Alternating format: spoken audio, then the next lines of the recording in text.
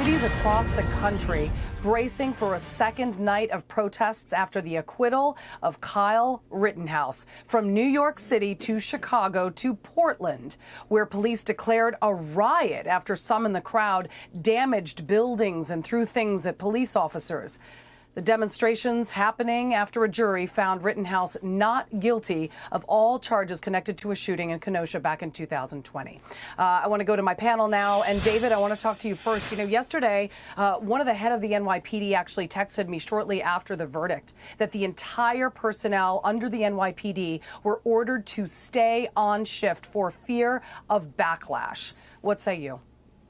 Well, I say this is what's dangerous about the left unleashed, and we're now seeing them fully on display, because not only at the NYPD, where you and I probably know some of the same people who've been there for a while, but around the country, as I spoke to my sources and others on the back channels, they were talking about this. A lot of officers concerned about this precinct level. And when you look at one of the things reported by the Daily Caller, and they were instrumental in this case, even more so than a lot of the legacy and left-wing media, they were saying burn the precinct, every city, every town. So police departments knew what was coming.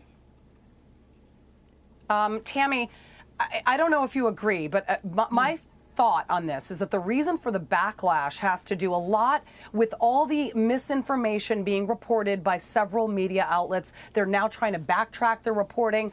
There are so many facts that we're missing.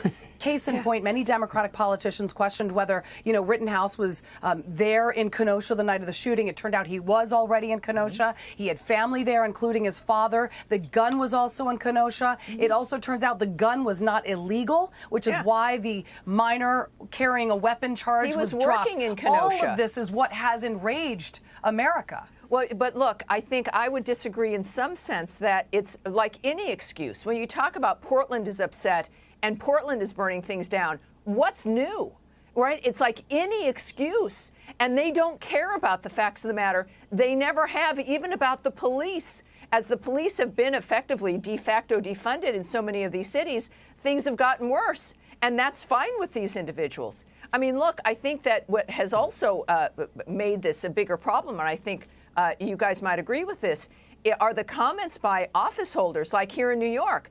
De Blasio and even Cuomo opened up his pie hole to make a comment about how bad this was and to condemn the verdict, and the implication by members of Congress and by other mayors and other effectively leftists and Democrat politicians have fueled the fire, almost wanting riots, like they just don't want to be wrong. That's their big issue, right, you guys? That like they just don't want to be wrong about these things. Yeah.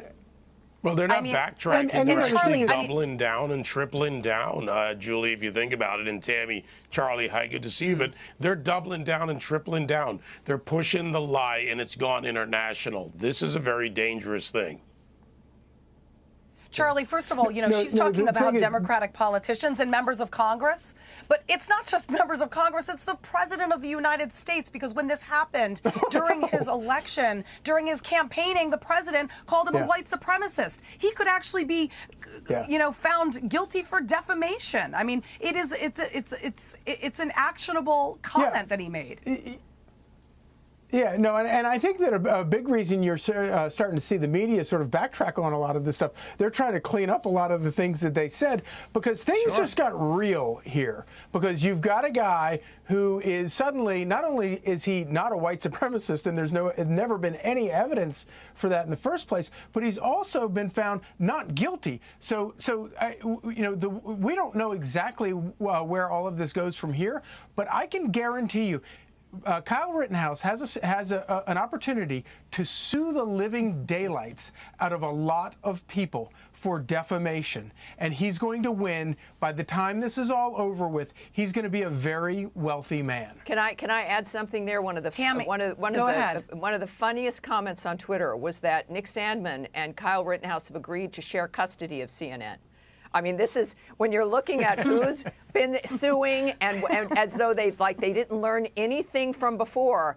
But really, this is troubling, because even the comments that maybe people thought were like a little, more moderate, like from maybe even AOC. But the implication is that the system worked as it was designed to, and of course they're saying to protect the guilty white people, the guilty racist white people. That does not help the sensibility in this country. And I have to say, you guys, I think we're already seeing the backlash. All Americans, regardless of race, regardless of economic background, and especially those in urban areas, are tired of being used like this because it's their lives that get ruined. It's their businesses that get ruined, everyone. I mean, look at it. Who loses here? The people lose. The American people lose their businesses, their livelihoods. And, you know, when you talk about a civil suit, Charlie, they're going to look at history in civil suits, someone's history. Biden has a history of being a race pimp where it suited him politically. And he did it again. He doubled down. He launched his campaign against Donald Trump with a lie about Charlottesville. Look at his entire history, and you'll see someone who's proven in front of a civil court. Let's watch the moment when the jury finds Kyle Rittenhouse not guilty. Kyle Rittenhouse. As to the first count of the information, Joseph Rosenbaum. We, the jury, find the defendant, Kyle H. Rittenhouse, not guilty. As to the second count of the information, Richard McGinnis. We, the jury, find the defendant, Kyle H. Rittenhouse, not guilty. As to the third count of the information, unknown male. We, the jury, find the defendant, Kyle H. Rittenhouse, not guilty. As to the fourth count of the information, Anthony Huber. We, the jury, find the defendant, Kyle H. Rittenhouse, not guilty. As to the fifth count of the information, Gage Grosskreutz, we, the jury, find the defendant, Kyle H. Rittenhouse, not guilty. This was a case of justifiable self-defense. Tammy, the media portrayed this guy as a man who crossed state lines, which is a federal offense, where you're going out aiming to shoot at black people. That is how the story was reported. And that is irresponsible, and it could potentially cost more lives. Well, and some even right now are still doing that because there's some effort to try to get there to be federal charges because they don't like the result of this jury. Exactly. You know, this is what the mob does. It's what totalitarian regimes do. You just keep doing it until you get the result you want. But that is the only thing they have, because otherwise the federal government, thank goodness, can't step in something like this. But what you saw there, of course, he had to wait until the fifth verdict, because sometimes we see the baby getting cut in half. It's like a compromise if a jury is frightened. And so he needed to hear that last result to know that, in fact, this jury heroically, they were afraid, but they stood up to it.